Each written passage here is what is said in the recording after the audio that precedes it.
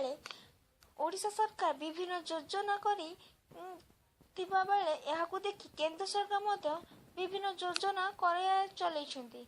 प्रथम ओडिशा सरकार खाउटी कार्ड धारक 3 मासर गहम चाउल 1000 टंकिया घर को घर देबा परे एबे केंद्र सरकार खाउटी कार्ड थिरे पूर्वरु मनमुखी काम पई लोक हैरान हेबा परे पुरी बालीसाईर दुलुपात्र डीलरशिप कटिथिला किंतु एथर पुरी जिला प्रत्येक डीलर सहित जड़े शिक्षक नोडाल ऑफिसर भवरे एम जेनी महिला मोर्चा किंबा अंगनवाड़ी कर्मी तदरखल छाड़ी पूर्वर डीलर राजेश महांती ग्राहक को भल सेवा देई प्रशासन आगे आसुथिबा बेले वर्तमान एही जिनिस जोगाइबारे मध्य आगे अछंती।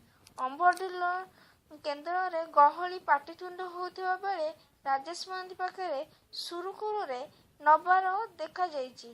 पुरीरू कृष्ण दास का रिपोर्ट, सत्यम न्यूज।